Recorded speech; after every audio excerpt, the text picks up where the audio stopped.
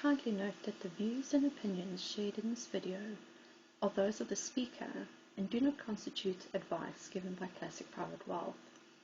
Any advice given by Classic Private Wealth will be in writing in the form of a wealth management proposal. Classic Private Wealth is an authorized financial services provider. The advice has a very specific meaning in our regulatory environment. So this is a discussion and we can speculate on things. And obviously one of the problems with these discussions is they are recorded. So we now need to say things that if people go back to the 6 months or a year later, they need to say, well, this has turned out reasonably or reasonably accurately. And one of the things that I'm always reminded of whenever we talk about the future is my colleague at the Reserve Bank many years ago. He was responsible for the econometric model, so he was responsible for all the bank's projections about the future. And he used to say that whenever you're talking or whenever you are making predictions, you need to be very careful, especially if those predictions are about the future. So the future has a habit of surprising us all. But what I wanted to do today is really just go back and say we are now about 4 months into the whole coronavirus event. Let's just go back and think about the event, how it's progressed, and take stock a little bit. And see whether our expectations of the event has been reasonably accurate. So what I'd like to kick off with is the reported cases in the US. Because if you think about what we said initially, what we said is that for the most part, developed countries will go into a strict lockdown, either in anticipation of infections like Singapore and New Zealand, or when they get hit by a large number of cases, they will lock down like Italy and Germany and Spain. And they will then bring the virus infections under control and then keep it under control by travel restrictions coupled to tracking and tracing and some social distancing measures that remain. So in essence, what we said is that most likely, most developed countries will go through a stage where they lock down quite strictly, in which they will lose about 30% of their GDP. And then they will move on to a next stage where there's a low infection level, but they have to take quite strict measures to keep that infection level low. So they will move on to a stage where they lose about 10% of their GDP in terms of restrictions. So that was the basic premise for developed countries. Now, one of the surprises we've seen is that actually the United States have behaved in many ways more like a developing country than a developed country. So what we did say initially about developing countries is that it's unlikely that any developing country can really keep lockdown to the extent that they keep the infection rate very low. So effectively, we will see a large number of cases appear in developing countries, and basically the epidemic in each of these developing countries will run away from the containment measures. So I think by and large we were right with one or two small exceptions, but obviously still the most important country in the world is the United States. And what we see there in the United States is that we actually see, after an initial stage of lockdown, which would be kind of look fairly normal, so something that looks pretty much like, let's say, Britain or Europe as a whole, it opened up far too early, and we're now seeing cases actually climbing precipitously, very much like we would expect to see in a developing country. So the US is turning into Brazil in that sense. So one of the interesting things that we find is that if we look around the world, the countries that have coped best with this are the countries where you have rulers who respect science. So part of the populist project, so remember now what are the consequences of the political populist project worldwide? One of the slogans of Brexit was, we are tired of hearing from the experts. So in essence, in countries where populist rulers have come to power, there's very little respect for science. And in this case, that has turned out to be fairly disastrous. So the two countries that have turned somewhat towards populism is the United States and Britain. And what we see is both of those countries are doing far worse than comparable developed countries in terms of that. Now, so the biggest surprise is really that the US is still having that high a number of cases, and we'll talk a little bit about what that might mean for the economy. But what I thought is that we'll have a bit of a look at the British GDP graph, just because they publish a monthly GDP estimate, and we can really see what has happened in Britain in terms of GDP. So what you see is that Britain between where are we? 2000 and now I need my glasses to see on my own screen. Between 2009 and 2020, the British economy basically grew by close on 20%. And then in April 2020, it basically gave all of that up and more. So you can see that we're very close to a 30% contraction there in the British economy. So our first estimate that lockdown would cost the economy between 25 and 30% of GDP seems to be about accurate, at least in Britain. And it may be that in some European cases, this was slightly less, and it may also be slightly less in the US, but it's fairly accurate, somewhere between 20 and 30% of GDP lost when you go into the strict lockdown. And then what you expect is you actually expect the economy to kick back strongly. So if you look at this graph carefully, you can see right there at the end, there's a little V-shaped thingy that says that this thing is about to start going back up. So in essence, what we would expect is this graph will come back to about the 95 level very quickly as the lockdown is ended. So we'll go into the stage, and we're probably there already for Britain. We just don't have it in the stats yet because stats always have a bit of a lag.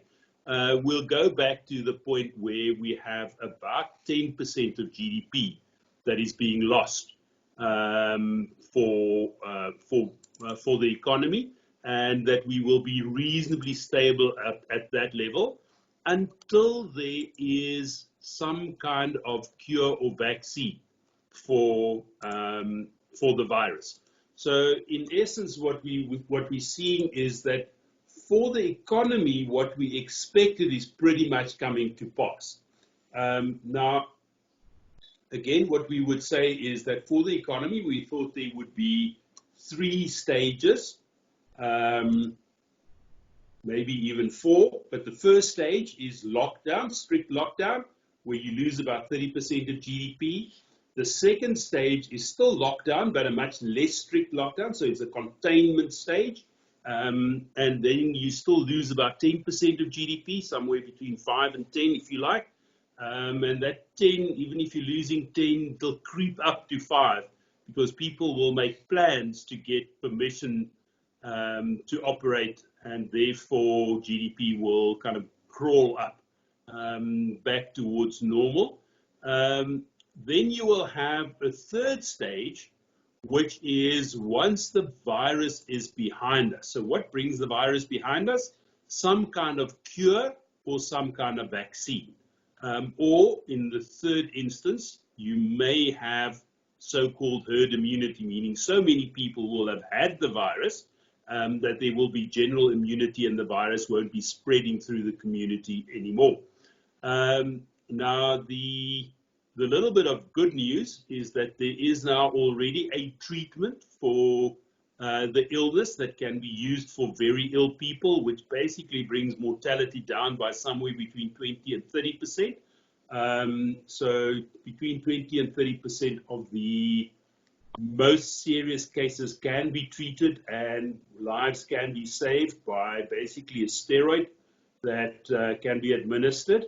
But this presumes that your hospitals are operating at full scale. So one of the other things, unfortunately, about which we were right, is that the South African healthcare system will be overwhelmed. So if you read the BBC today, they're reporting about the chaos in South African hospitals. So it's obviously not everywhere. Some hospitals will be coping, but in general, there will be many hospitals, and there are many hospitals as we speak, where the hospitals are under great pressure.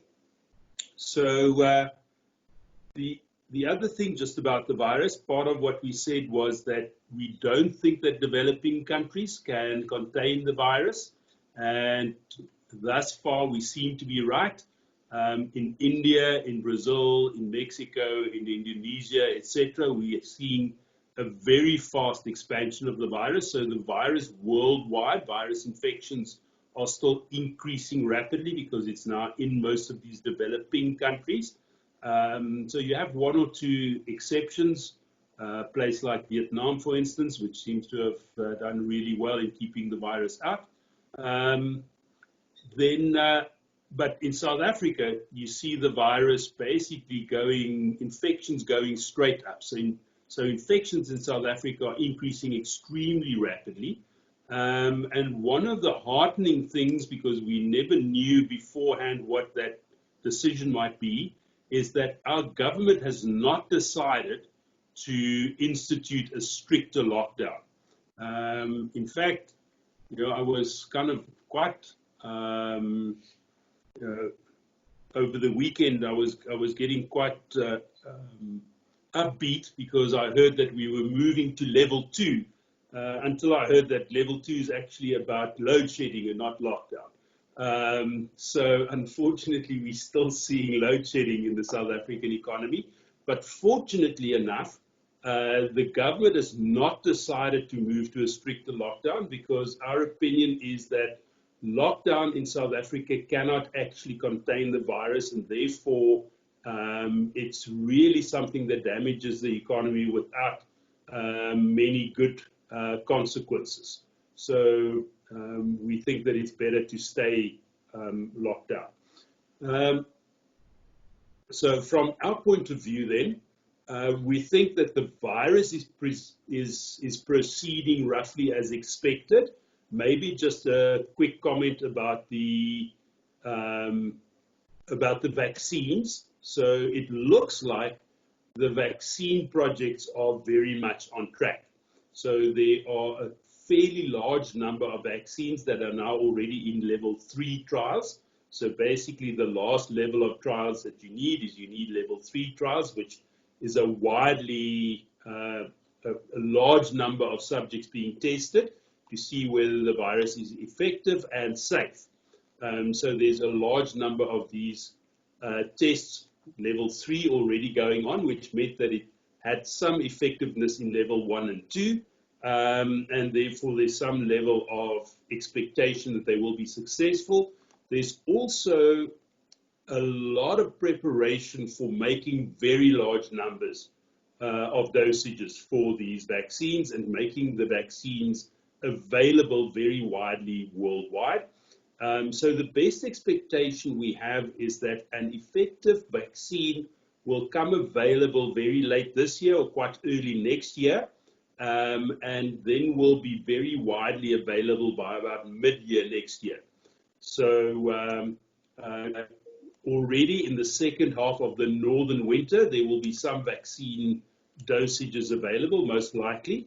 And typically what happens is that you use those vaccines to inoculate your health workers first and then the vulnerable population second, in order to bring the virus under control. So for all practical purposes, we expect the worldwide pandemic to come to an end in the second half of next year. So we've got roughly another year of some kinds of restrictions worldwide that we're going to have to cope with. And so the third stage, the post-virus stage of the economic recovery, will only kick in the second half of next year. And our expectation is still that we would then kick off with a fairly deep recession. But what we would then have to say is that the policymakers have been, although this is a complete surprise to everybody, not that something like this happened, but that it happened now. So even though this has been a surprise, policymakers were preparing themselves for a situation where interest rates would be very low and it would be very difficult to stimulate the world economy, or even the US economy, if you think about the US economy as the core of the world economy.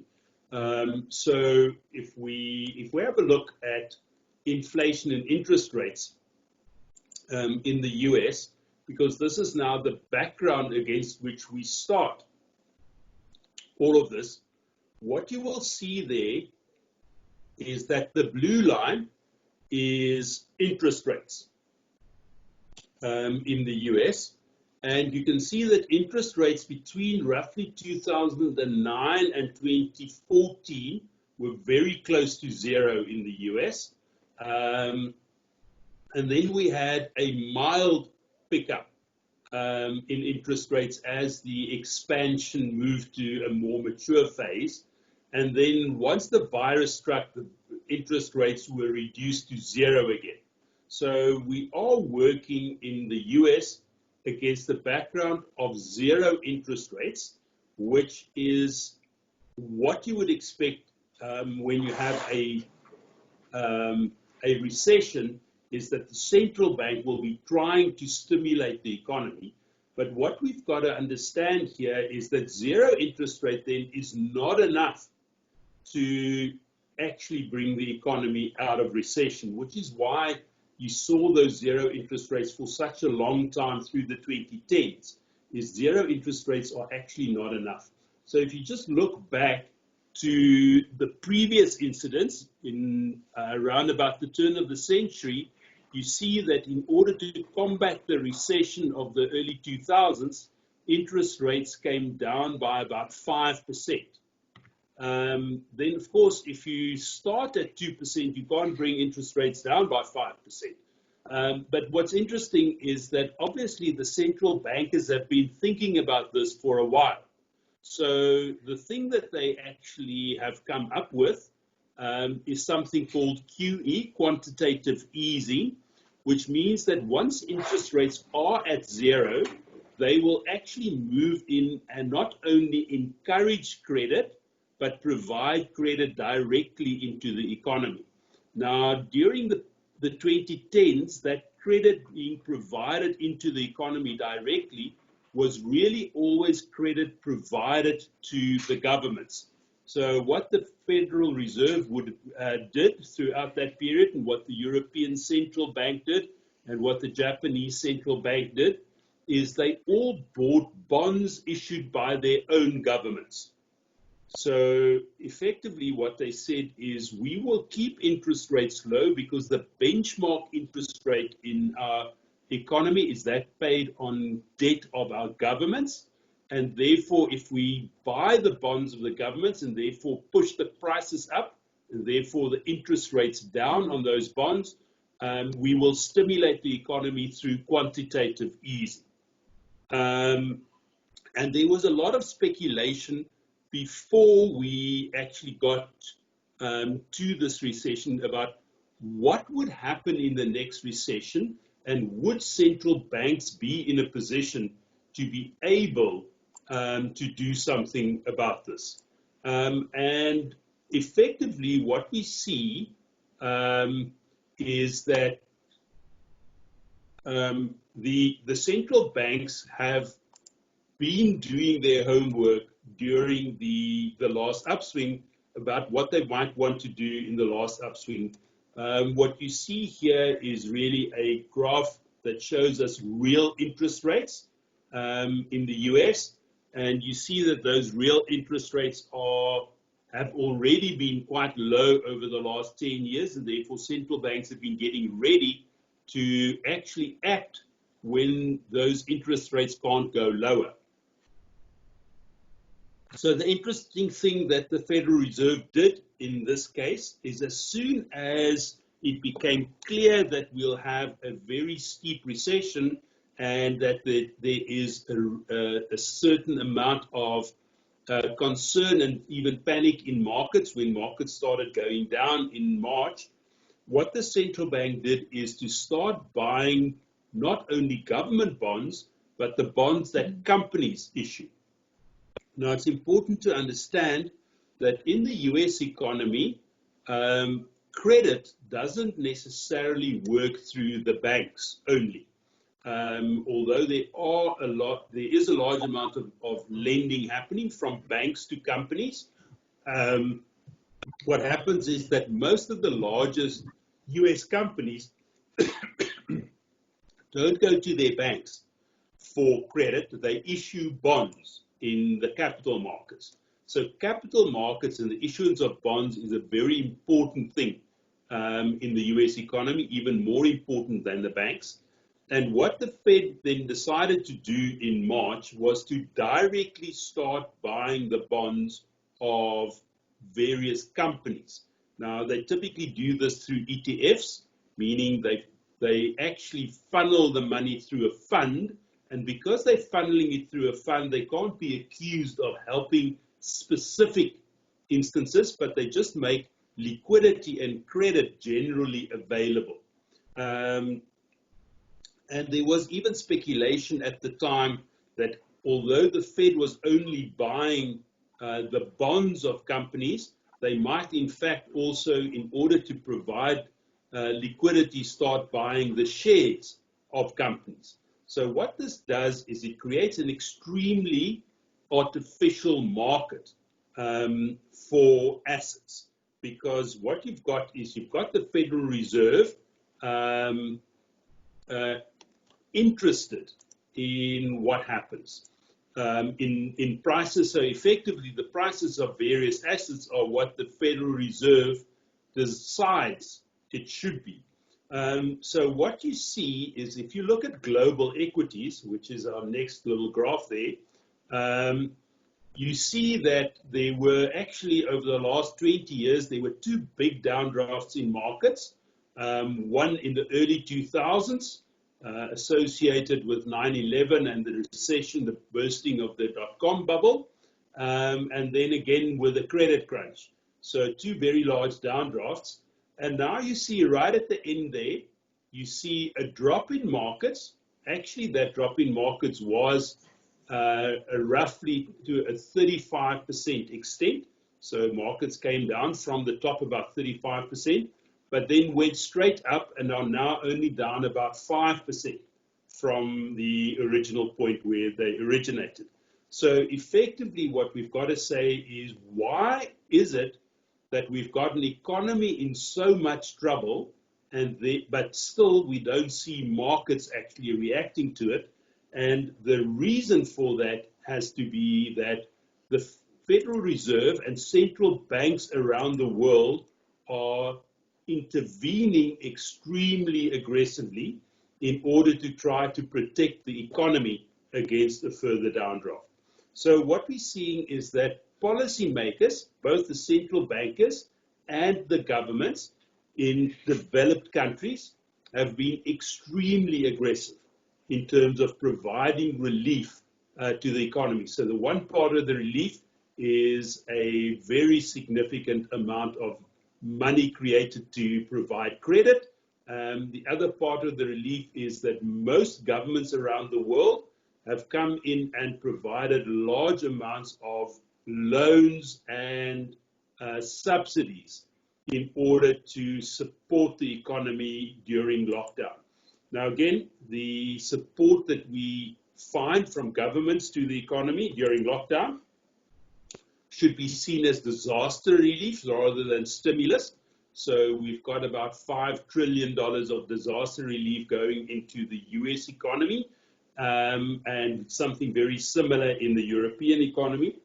And what you see is that consumers have come through this reasonably well because in developed countries, the governments have been providing very, very strong relief to people who lose their jobs and very strong incentive for companies not to fire people. So a very strong effort by governments to support the economy.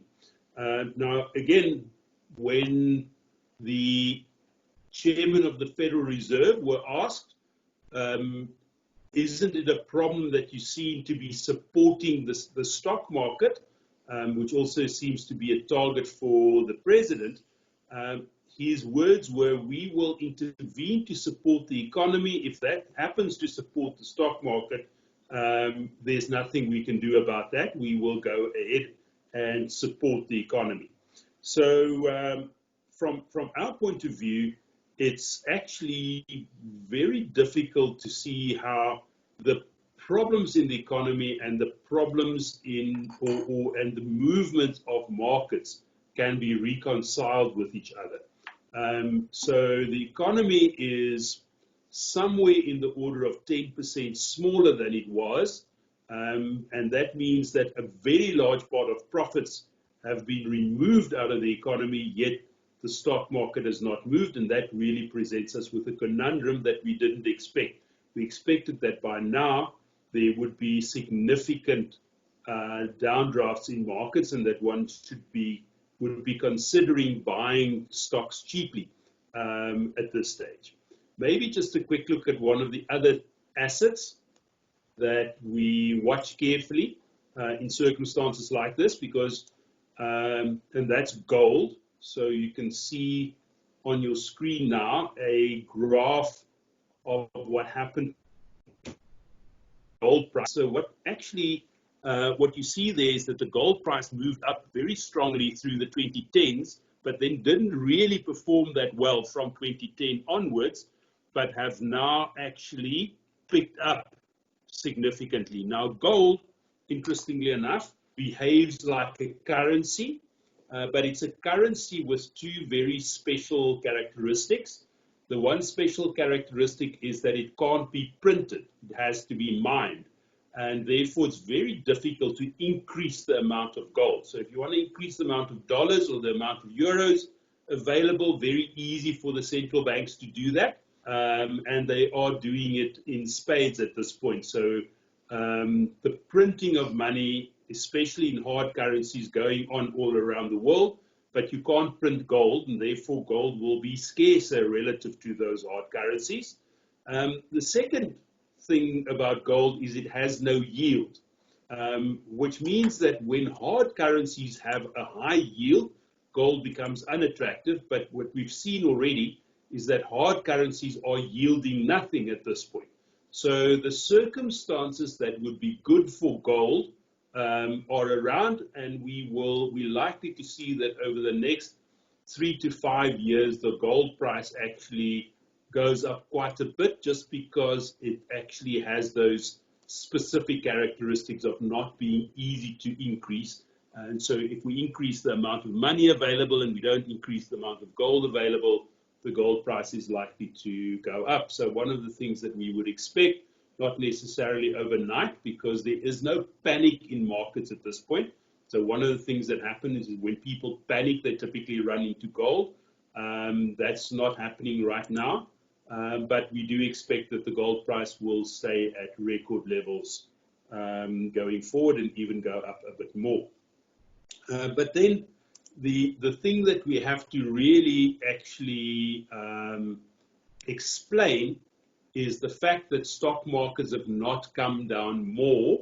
And then also what we've got to do is we've got to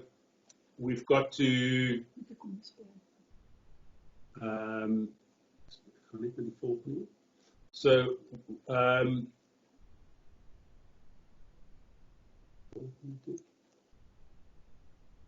what we've got to say is that we've got to look at what is happening at markets, and then we've got to decide what to do about markets. Now, one of the interesting features in the stock market over the last 10 years, so this graph actually starts in 2009, so it's about a 10-year graph that we see there. And what you see there is that you've got the S&P index in red, so you can see that there's a small appreciation over this period because it comes from after the credit crunch, and you can see there's a little bit of a blip here towards the end where we see the coronavirus recession starting, but the blue line are really the large tech companies. So the F there stands for Facebook, the 3 A's are Alphabet, Apple, and Amazon. So a small number of large tech companies have become extremely large in the market, and they have performed very, very strongly. So one of the things that you see that is exceptional is that in the middle of this crisis, firstly, these stocks came down with the market a little bit. So you can see that last blip, but then they just go through the roof. So effectively, a portion of the reason why the markets are not lower is that these companies have got very, very high market capitalizations, and they make up a significant portion of the overall market. So even though it's a very small number of shares, they make up a large portion of the market. So in some senses, the American market is getting to feel a little bit like the South African market, where you have a widespread market, but actually a couple of very large companies that make up the bulk of the value of the market. So if you think about South Africa, Naspers makes up a very large part of the value of the South African stock market. So in the same way, these tech companies, and there is the perception that the coronavirus incident will be extremely positive for tech companies. So what you will see, if you think about the economics of it, is that there was already a transition towards more tech-related ways of working. So from a retail point of view, there's more shopping on Amazon and less shopping in malls. Now, obviously, that trend would have been greatly accelerated by the coronavirus incident.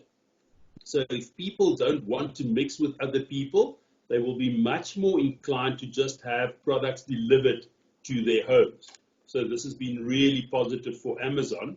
The other part of what you see is that people don't necessarily work from offices anymore. They will work remotely. And this remote working will mean that things like Zoom, etc., would have a much higher usage, and that people will be less inclined to do physical stuff. So there's a large amount of appreciation in the stocks, in the big tech stocks, because it is felt that the tech stocks will benefit from the accelerated transition into the virtual economy from the real economy.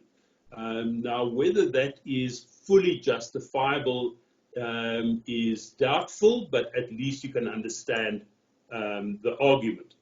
The other interesting thing to look at, just in terms of how people perceive that this will that this will play out is if you look at the South African stock market, you see that over the last 6 months, if you look at the red line, that's the JSE All Share Index. So you see that it fell with the rest of the market. So there you can see that it went below the 70 level, meaning that it fell roughly 35% in line with global stock markets. And now it's close to back to 100 again. It's not quite there. So it's down about 5% for the year to date. So that's the thick red line. But within that, you see that there are certain sectors that are being treated differently from other sectors. So if you look at the green line, that's listed properties. So what you see is that listed properties are still more than 40% cheaper than they were at the beginning of the year. And basically, the listed property sector had two quite tough years before that started. So it's not as if the listed property sector were severely overvalued when we started. But what you can see is that people are saying that they are very skeptical about owning malls and offices because malls and offices may not be where the future economic activity happens. The other part of the market that has stayed behind are the banks. And the reason why you see the banks being hit is that there's a general perception that a lot of smaller businesses might fail in this environment, and therefore they may not be able to repay the banks. So what you've also seen in the last couple of days is that the big US banks are reporting their results, and they're all reporting that they're trading fine for the moment, but they're making massive provisions for future losses just because small and medium-sized businesses have been extremely hard hit by the epidemic, and they may well fail. And then you look at the rest of the market, so that obviously includes things like Naspers, which is invested into Tencent, which is a gaming company, which is again virtual. So the rest of the market, actually, the perception is they're fine. And in fact, resources shares are slightly more expensive than they were before this started. So it's quite strange to see the world economy being extremely weak, but the resources sector performing strongly. So there's two reasons for the resources sector in South Africa performing strongly. The one is that the weak rand has supported all the export-orientated companies. But the second is that there's now a general expectation that governments, when normality returns, will want to stimulate their economies through infrastructure projects. So also in South Africa, you see that we are talking about a lot of infrastructure projects in order to get the South African economy going again. The same thing is happening worldwide, and therefore we can expect that the period 2020 to 25 will be a period in which there will be very strong infrastructure projects put in place, and that those projects are typically quite intense users of commodities, and therefore commodity exports may do really well. So that's part of the reason why you see the commodity sector doing well, even though usage of commodities right now is low. There's the prospect that it might be better in future, whereas for offices and malls, the prospects are still quite dim. So that takes us back to the basic conundrum of saying we're sitting at a point where profitability of companies will become quite weak. But share prices are quite high. So if we look at the relationship between profitability and prices, you get to the price-earnings ratio, which is the basic measure of valuation of companies. And what I've done is to look at the very long term in this case again. So what you see is the PE ratio for the world market going back to roughly 1929. So what you see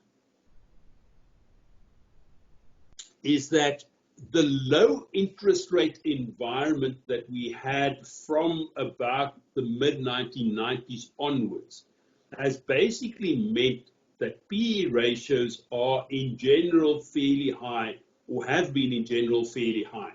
So if you look at the last 40 years, you would say PE ratios were significantly higher than in the previous 40 years.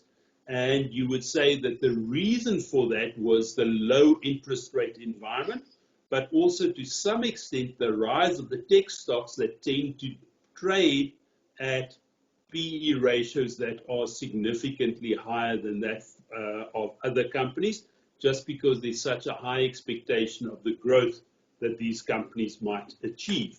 Now, if you look at Amazon, obviously, if you invested in Amazon in the late 1990s, where it was started and listed, clearly it has done everything that it was expected to do. But there are also quite a few of the big names of the time that didn't perform up to scratch. So again, if you were to look at this, you will see that during the last recession, the big credit crunch, PE ratios went to a very high level, and the main reason for this is that earnings pretty much disappeared during the last recession. And then when markets fell and earnings started to come back, PE ratios came back to a more reasonable level. So that spike in PE ratios that you see around 2010 is a very interesting phenomenon. And then what you see is that PE ratios gradually climbed again. So the climb from about 2009 to 2014, you see the stock market doing well in spite of profits not really performing all that well, because the PE ratio returned to a higher level. So before this crisis, we were sitting at a PE ratio that would have been regarded as very high at any time in the last century. But then you see the PE ratio because remember that reported earnings don't move a lot immediately. So you see that in the incident in March where the market fell a lot, you see that PE ratios came down to about a level of 20, which means that it will take you 20 years to get your money back from the earnings of the companies you're investing into. So that's already quite a steep level. But then when the market returned to where it was before, it actually went up to a level of about 25 to 30. Now, again, what we are about to see is we're about to see a repeat of the incident in 2009 when PE ratios massively expanded, because companies, as we speak, will be reporting massive reductions in profitability. And therefore, during the lockdown. So the second quarter of 2020 will be an extremely weak quarter for profitability. And therefore, what we'll see when we look at this graph again in about 3 months' time, we'll see that the PE ratios have gone through the roof. Now, the PE ratio, actually a low PE ratio, is something that gives you the comfort to invest into companies, because you know that you are paying a modest price for the profit that companies are making. So in this case, we are now without that comfort. We don't have the comfort of a low PE ratio, because we think the PE ratios will actually go right back up to about 100 or more, in the same way that it did in the 2009 crisis. So what to do in this circumstance? Because what happens is that it is always difficult to do better than the market, but to some extent you can take comfort from the fact that there's something called the risk premium, meaning investors don't invest into anything that is uncertain unless they expect to earn about 6% more than inflation. So over long periods of time, there's something called the risk premium. And by just investing into the market, you can actually, on a fairly dependable basis, over a reasonable period, earn that risk premium.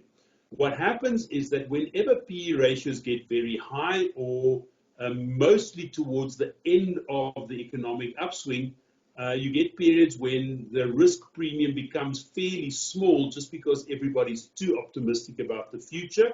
And therefore, it takes you a long time to get a reasonable return on your money. So if you invested into the stock market in 2000, you pretty much only got a reasonable risk premium back by about 2017. So it took you 17 years to earn the risk premium. But if you stick around long enough and you're widely enough diversified, the risk premium will come to you. But in essence, what happens is that from time to time, you don't want to participate just because the chances of earning a good risk premium from the level where markets are just not that good. So the question is, where do we go at this point? Because we already have a fairly high gold price. We already have very low interest rates on bonds, therefore they're not necessarily fantastically attractive in the medium to long term. We already have very high PE ratios in stock markets, and we already have reasonably high prices for commodities. So effectively, it's very difficult when you look around to think where you should be investing your money, and that really leaves you with three alternative strategies going forward. So the one alternative strategy is to say, forget about the market as a whole. There will always be companies that are mispriced or sectors that are mispriced. Therefore, for instance, if we were to decide that properties and banks in South Africa are cheap, still because of the fact that they haven't participated in the return of the market to normality, and we were just to buy those sectors, or if we were to analyze companies and say these are the companies that will survive this whole incident, we might invest into them. So we could go into a value fund, or do a significant amount of stock picking. So picking the things that are still cheap is the one alternative that we have. If we look around the world, the one thing that does look cheap to us and that seems to us to have a fairly low risk over a 2 to 3 year term, it is emerging market bonds. So the bonds issued by emerging market countries, places like Brazil, India, Indonesia, South Africa, Turkey, etc. So the one thing that you would say right at this moment is these places are in the middle of a fantastic coronavirus epidemic. They are fairly disorganized. Why would you invest into them? And the answer is that actually the economic damage, the permanent economic damage to these economies are likely to be fairly modest. So once we return to normality, most things will return to reasonably normal in those countries, in the same way that it would for developed countries. And therefore, their currencies will become stronger again, and the bonds will become more expensive again. That obviously includes South African government bonds. So one of the places that we're very comfortable placing our clients' money is into emerging market bonds in diversified portfolios, for offshore portfolios, and for local portfolios directly into South African government bonds. We think that the returns are likely to be quite acceptable in the next year or 2 or 3. Interestingly, if you look at the South African bond market, you see that short-term rates have fallen precipitously, but from about 5 years on, interest rates are still as high as it was before, or maybe even higher. So you actually have a big mismatch between short-term rates and longer-term rates. The yield curve is way too steep in South Africa, so that's a nice opportunity to invest into. But apart from that, we're not really wildly enthusiastic about anything. So it's kind of a limited thing if you only invest into things that you think offer good value now. The second strategy that you can follow is basically to have a value strategy. meaning you only buy things that you think are cheap. In that case, you look around the world and say, with the amount of money being printed and the amount of interference from central banks, very few things actually look cheap. So by the way, I will sit in cash in hard currency. Now, the champion of value investing, I guess, around the world is Warren Buffett. So what you saw Warren Buffett do is that if you think about the credit crunch, Warren Buffett went into the credit crunch with a lot of cash on his balance sheet in Berkshire Hathaway because he didn't find a lot of cheap things before the credit crunch happened. Then in the middle of the credit crunch, he made some very large acquisitions and he bought large shares in big companies that had come under liquidity pressure.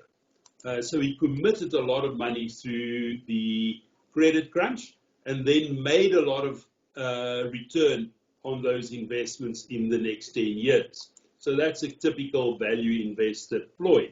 What's interesting in this round is that Warren Buffett has bought nothing. So that reflects two things. The one is that he thinks that he may have significant problems inside his own businesses already and that he would need liquidity to support his own businesses. That's the first point. But the second point is he didn't actually look around and find a lot of cheap companies around. Companies are just not that cheap and companies are just not that keen, especially large companies, because they can actually issue bonds that gets taken up by the central bank. And therefore, they don't need Warren Buffett to come to their rescue. So in essence, Warren Buffett is sitting tight and holding on to his dollars. So that's the second strategy that we may follow, is to say, let's just sit tight on some dollars. The third strategy that we might follow, and I want to show you the graph of what happens when we invest into volatility-sensitive portfolios. The third alternative is to say that large downdrafts in markets are typically preceded by large increases in volatility. So effectively what you would do is you would go into a widely diversified portfolio, so not an equity-only portfolio, a multi-asset portfolio. But what you would do is you would actually vary the amount of exposure you take in the market depending on the level of volatility. So you would say, yes, we understand that things are quite expensive, but as markets calm down and volatility recedes, we will buy some assets and we'll hold on to those until volatility increases again. So if markets go up because of the high levels of liquidity, we'll participate, but we will not participate in the big downdrafts because we'll get the signal to exit when some worry returns to the market. So there you can see, if you look at that top graph, that if you look at the blue line, you will see that it doesn't participate in the big falls, but it also doesn't participate in the rapid increases that come after the big falls. But it does participate in the rises in the market when those rises take place in a relatively calm environment. So that's what's happening inside dynamic parity, to which many of our clients are exposed. They've got a moderate exposure to a widespread asset base, and they are watching the volatility quite closely. So effectively for our clients, we are saying that we will do a little bit of all three of the strategies that I've explained. So my colleague many years ago, Brian Bain, used to say that in personal finances, when in doubt, do half.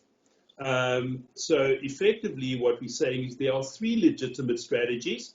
We will do a little bit of each of the three. So to some extent, our clients are more liquid than they've been for a long time, and we will just hold on to that liquidity so that if there's a big downdraft in markets going forward, because remember now, in terms of markets, there's always a balance between profitability and liquidity. So if there's a lot of liquidity and a lot of profitability, markets go up extremely strongly. On the other hand, if there's a lack of liquidity and profits are shrinking, markets go down extremely fast. But most of the time, you find that the two work against each other. So profitability, when profitability is increasing, liquidity is being squeezed a bit. And on the other hand, when profitability is getting lower, liquidity is being provided by central banks. So in this case, we have an extreme circumstance of very low profitability in the short term, but massive liquidity creation. So what we are likely to see is that when we return to normality in the economy, meaning when the virus is under control, we can go back to normal economic circumstances, we will see a reduction in the amount of liquidity provided, and we will see the return of some profitability. Now, within that balancing act, it could very easily happen that liquidity is removed a little bit too quickly while profitability takes a while to return. So you can still see big downdrafts in the market just because the underlying profitability is so low. So we're depending on very large amounts of liquidity being provided to maintain the market at its current level. So just keeping some cash and saying when markets come down, we want to be able to buy the bargains would be a sensible strategy with a portion of our money. The second thing that we're doing is we're giving our clients some exposure to those emerging market bonds that we talked about. So we are buying the things that we think are cheap at the moment relative to where they would normally be. And thirdly, we are exposing our clients through the dynamic parity strategy to some buying of assets in a cautious way, depending on the level of volatility, where basically the level of exposure is in line with the level of volatility. And typically when those big downdrafts come, they are preceded by strong increases in volatility. So that's really where we are in terms of what we're doing for our clients. But in general, I have to say, thinking about all of this, the idea is that actually investors are, on the whole, on average over time, fairly sensible. And because they make sensible investments, they will typically use the obvious opportunities. So obvious opportunities will be scarce, and they will typically avoid the obvious ways in which you could lose money.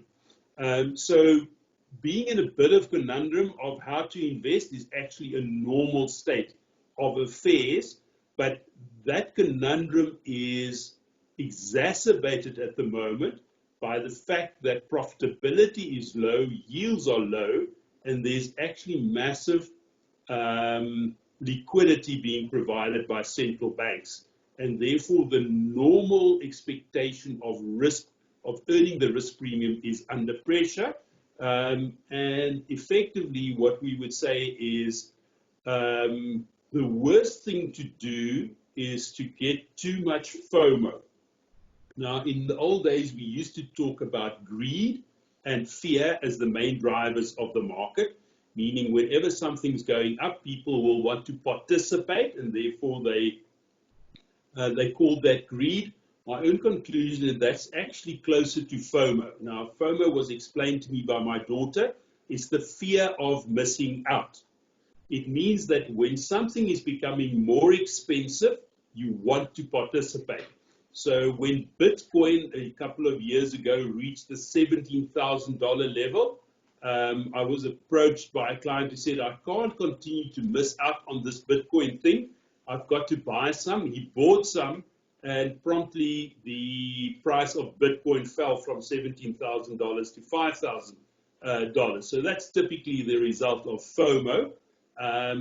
But so there's a fear of missing out or some greed, and then of course there's panic, which is the other side of things. Now, what we see at the moment is that we have a new class of participants in the stock markets. So it looks like when the market turned around, the initial turnaround in the market was driven by the Fed starting to buy corporate debt. But then as the market went up, there was a new class of participants who came in. And in fact, these are being classed as millennials taking part in the market for the first time. So there are specific platforms in the US that these millennials use. So you can see when the buying comes from those platforms that they are starting to participate. And interestingly enough, one of the things that happened is that there was no sport going on. So people who used to be professional sports bettors also started taking part in markets in order to have something exciting. Those are less experienced people who experience a lot of FOMO. So as they participated in the rising market, they've pushed the market even higher than it was. So it's quite likely that the market is a little bit too high because some of the new participants are experiencing the market in a upward phase, and therefore they only understand buying and not selling and shorting yet. But we'll see whether that lasts. So in conclusion then, we do think there will be a lot of exciting times going forward in markets, in the sense that we are going to go through a phase now where it's difficult to tell to the exact extent to which markets come back. Then we'll go through a phase where some liquidity will be removed and may not be immediately replaced by the buying power of people coming into the markets. And then there's also some uncertainty about the extent of fiscal support once the crisis is past. Because one of the things that we've seen is governments around the world, including in South Africa, have been quite generous in providing support to their economy. So in South Africa, we had the announcement of a stimulus package or a support package for the economy that was equal to 10% of South African GDP. So effectively, governments have put their concern about rising debt aside for the moment, while they say this is the extraordinary event. As soon as the extraordinary event is behind us, we are likely to see governments becoming much more reluctant to support their economies and much more concerned about debt. So there may be some pullback in fiscal support of the economies as well, and in terms of monetary support. So we may well see quite a bit of volatility in markets still, so there may be chances to participate in the short to medium term, meaning over the next year or two. But what we then see is that we see a gradual return to normal prosperity, taking us back to about 2019 levels in about 2023, and probably some solid growth by 2025. So a slow return to normality in economics, and that may be accompanied by quite a lot of volatility in markets on the way. Questions and comments? Thanks, Wikus. The first question I have is governments are being heavily criticized around the world, in particular America, UK, and ourselves. You haven't mentioned much about the effect of the ineptitude of and the bad decisions. Maybe could you comment on that quickly? Yeah, I think that one of the things that happened is that the this virus and the whole circumstance we've seen has made it very easy to get the worst of both worlds. Meaning you are caught in a bind between locking down and destroying your economy or not locking down and having a health crisis. So if you're not careful, you lock down, you destroy your economy, then you're forced to open, and then you have the health crisis on top of that, which I guess is pretty close to the to what we've actually seen in South Africa. So we're close to having the worst of both worlds. In the US, they're also close to having the worst of both worlds. And it's very difficult to get that balance right. So there are a few countries like New Zealand where they got it right. They closed down early. They actually managed to effectively defeat the virus and then open the economy pretty much for everything except travel. But on the whole, there are very few governments around the world where mistakes weren't made. But at the same time, it's also a case where if there was incompetence in government, it has been ruthlessly exposed. So Britain, for instance, has had a very incompetent response relative to other European countries to this. So it has shown up quite a lot of the cracks in the British system. And in South Africa, the incompetence from cabinet level through to the policeman on the street has been ruthlessly exposed. And that obviously has some political consequences. So what we are seeing is that there is also likely to be some instability in politics, just because the incompetence has been exposed to a large extent. Keith, you wanted to comment or ask a question. Yeah, thanks, Wikus. Two things.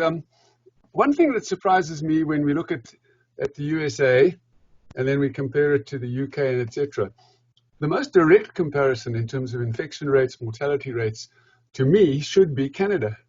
And yet, yes, what's happening in Canada, we don't really hear very much about as to whether they have behaved in a similar way to the USA, and I think they haven't. I think they've been more following science and logic. But I'd be interested in your comments on how Canada's done.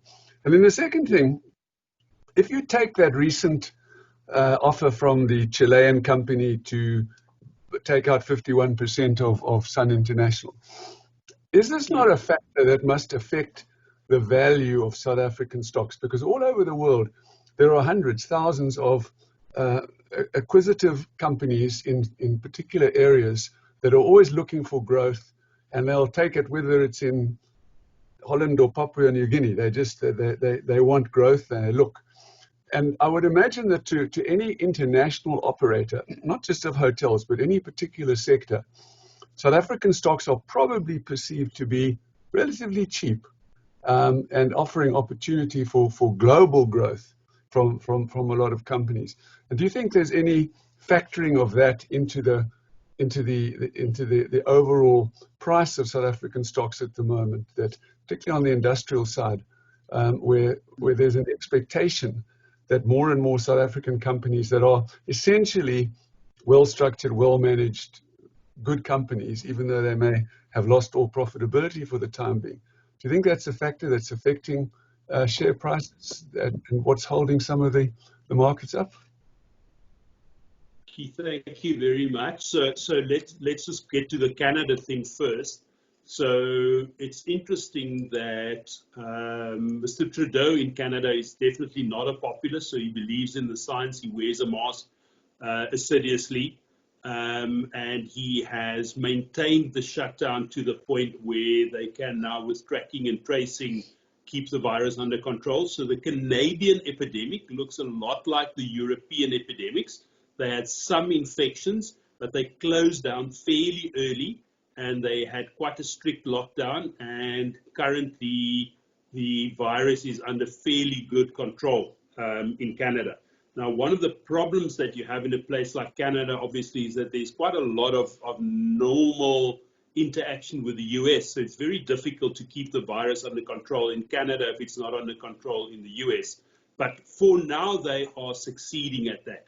So Canada is actually a good example of what the World Health Organization would prescribe: a fairly early lockdown, a fairly strict lockdown, kept in place until the virus was quite under control, and then being kept under control with tracking and tracing and some remaining social distancing measures. So Canada has done actually very well. I see today that they've announced they're closing their borders to the States until the 21st of August. That's another 5-6 weeks. Yeah, and it's basically because they don't believe that the states have got the virus under control. There's also a lot of fear in New York, New Jersey area where they had a very severe epidemic, but they've brought it under control with a very strict lockdown, that they will get reinfected by people coming in from the other states. So it looks like we may actually even see the closure of state borders in the US in order to prevent the spread from highly infected areas to lower infected areas. So the general rule, if you think about it, is for developed countries to lock down early and lock down strictly, and then keep it under control through tracking and tracing. So New Zealand is obviously the poster child of that, but it's also been done in Korea, it's also been done in Singapore, etc. The prescription for in developed countries, the prescription is more lockdown sooner, please. In developing countries, it's the opposite. It's less lockdown for shorter periods, please. So effectively, there are very few developing countries where lockdown has been successful, and it's likely that the impact of lockdown is also more severe, just because you have more poor and vulnerable people. So one of the things that you've got to say is vulnerable people around the world have been greatly affected by this, and the pressure in politics to look after poorer people will be tremendous. So maybe just that the comment on Canada is Canada has followed the kind of indications from the World Health Organization much more strictly, and they've had a significantly better result. So for the US, they now find themselves in pretty much a third world situation where the virus has spread to the extent that it would be very difficult to contain it from here. And we may well see either a long period of strict lockdown, or we may see the virus actually running out of control, like it's doing in Mexico and Brazil and South Africa, and that we see it coming back at the end of that. Now, again, one of the things that we haven't really seen is how far does the virus go if you don't control it through lockdown? Because in the places where we're not trying to control it through lockdown, we're still in the middle of the expansion of the virus. So we don't really know how far it goes if you don't try to contain it. But we'll learn soon, and we'll learn in South Africa. So it's likely to last for about a month or two, I guess. And one of the things about epidemics, if you don't contain it, is it doesn't actually infect 80% of the population in one go. It typically happens in waves. So if you look at the Spanish flu in the US in 1918 to 1920, there were 3 waves, of which the second wave was the worst. And they ended up with herd immunity at the end of the third wave. So we're likely to see a first wave that infects about 30% of the population, I guess, if we don't contain it through lockdown. So that typically will take about a month or two, and then you will see an abatement of the epidemic for a while before it comes back again. And hopefully we'll have the vaccination before a typical second wave would have happened. So in South Africa, I would expect we're going to see about 30% of the population infected, quite a few people dying, lasting about 2 to 3 months. So about 3 months from now, when we talk about it again, the epidemic in South Africa should be mostly behind us. Then the next point was about acquisitive activity.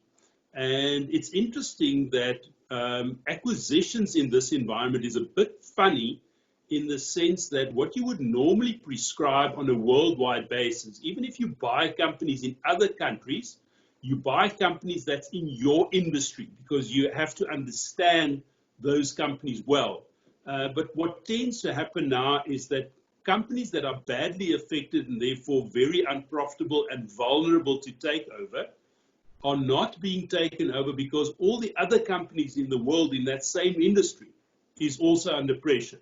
So we don't see airlines lining up to take over SAA because all other airlines around the world are also applying for government aid in order to just stay alive.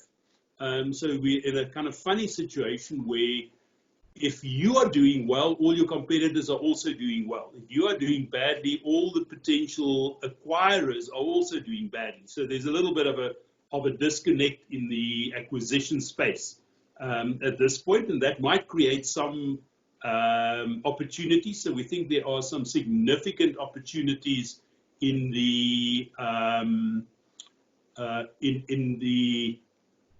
private equity space, where private equity operators are good at raising money and utilizing the opportunities to buy companies that are in temporary trouble. And one of the things that you would think in this environment is normally it's difficult to tell whether a company in trouble is in trouble because of the circumstances or because of bad management. In this case, we can look at what was happening before the epidemic. We can see which companies were well managed and flourishing. We can see which companies have just been affected by the circumstance of the lockdown or the virus, and we can acquire those things that we believe will go back to being good companies. But yes, there's definitely, South Africa has a long history of having well-managed companies, and those companies will become targets for international companies.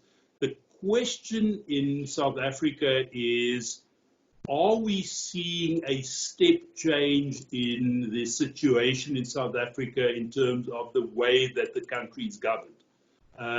So the real question in the end is, what is the aftermath of the Zuma years? Do we come through it and go back to normality, or was the Zuma years, was the damage of the Zuma years and the damage that we're still getting from the kind of, let's just call it the radical economic transformation wing of the ANC, is that so large that we actually go into a long-term slump and that South African companies just become less valuable because South Africa is no longer a good place to do business? And that's really the question that I find a lot of South Africans are asking themselves. So my own experience is that business confidence in South Africa is at an extremely low point, and it's being fed by the perceptions of corruption and the perceptions of incompetence that is exposed as we go through it. My own view would be that kind of environment will still leave many opportunities to buy South African companies at cheap levels and to get very good value for money, because, Keith, as you said, there are still many South African companies that are well-run, good companies that are temporarily under pressure because of the current circumstances.